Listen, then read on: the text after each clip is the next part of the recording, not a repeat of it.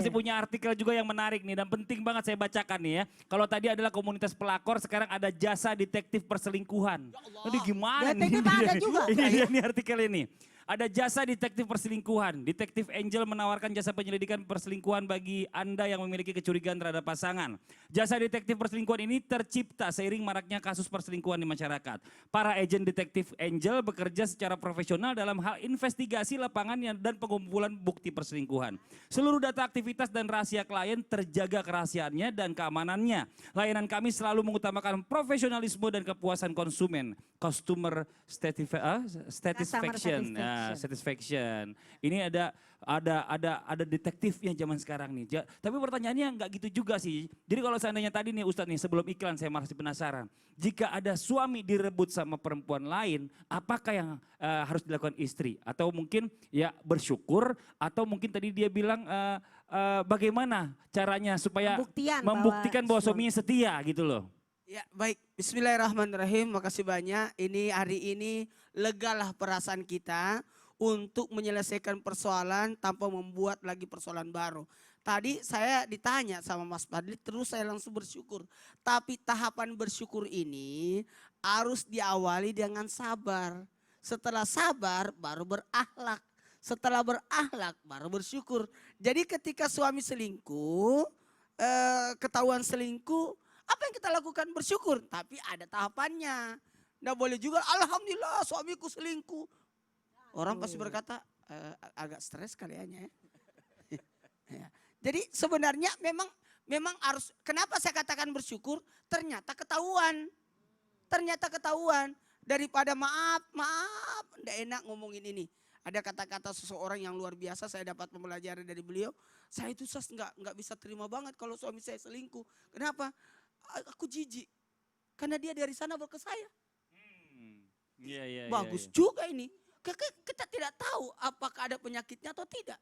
Berarti berpindah kepada kita. Ini bagus juga nih alasannya. Alasannya masuk akal. Nah, maaf. Kita harus bersabar. Apa artinya bersabar? Mampu marah tapi tahan. Jangan sampai justru perlakuan kita ketika suami selingkuh. Dia maaf. Dia setrika suaminya, dia bunuh suaminya. Yang jatuh Anda dihukum. Ya, yang jatuhnya Anda dihukum. Lalu bersabar di sini dalam bentuk berlaku adil. Kalau kan dalam Islam kan membolehkan apa? Memperlakukan, membalas dengan keadilan. Bukan berarti suamiku selingkuh, kalau begitu aku selingkuh juga. Bukan begitu maksudnya. Membalas sesuai syariat. Sesuai aturan yang sudah diaturkan tanpa ada bentuk kezoliman. Jangan sampai justru membuat kezoliman. Pikirkan ada anak, pikirkan ada keluarga, pikirkan ada martabat, pikirkan diri kita.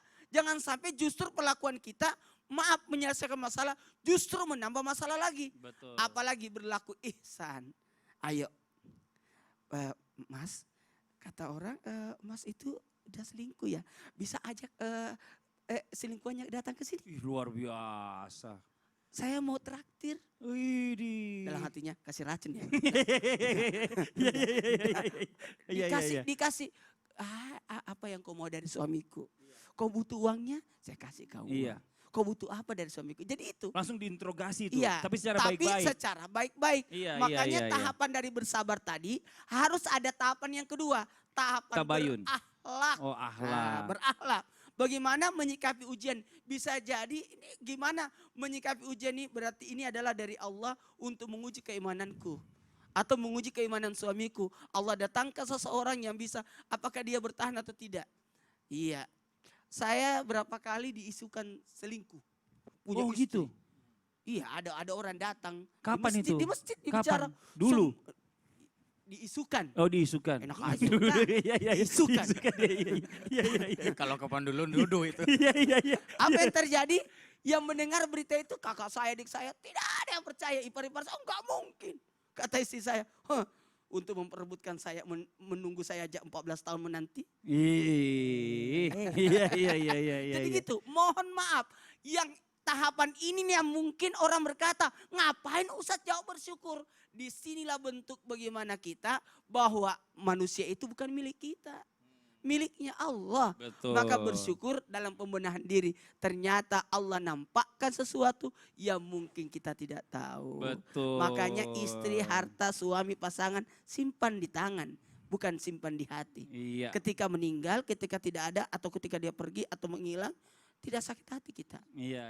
Karena segala sesuatunya punya Allah. Punya gitu. Dan dia Allah. hanya di dunia. Di dunia. Nah, ini Masya Allah luar Ini, biasa. ini dunia ini kan kita cuma tinggal berapa tahun. Betul. Tinggal berapa lama. Mohon Betul. maaf, tanpa menggurui, hanya sekedar mengingatkan, dunia ini cuma sesaat. Jangan sampai justru amalan kita, ibadah kita selama kita hidup digugurkan oleh gara-gara satu persoalan ujian. Betul. Nah, harusnya justru ujian datang itu untuk bisa jadi mengangkat derajat kita. Betul. Karena mohon maaf, Anda mungkin maaf tanpa menggurui, bisa jadi orang simpati sama kita. Iya. Tapi karena kejadian yang terjadi, justru kita menyikapi dengan sikapan yang salah, justru orang memang dia. Malah menyalahkan. Gimana suaminya Gimana nggak suaminya tidak selingkuh. selingkuh, Orang istrinya galak banget. sama gitu. kata-kata Iya, kita. kok kita sepemikiran ya? Iya. Ngomongin siapa sih? Istrinya galak banget ngomongin siapa? Enggak, Nggak itu bisa. salah satu contohnya Karena gitu kalau aku, maksudnya. pantesan suaminya. Iya. Itu kan jadi lebih baik. Oh, orang kalau istrinya baik, Betul. istrinya soleha, istrinya Orang baik. langsung simpati. Kenapa? Orang Betul. pasti simpati. Betul. Tapi gini,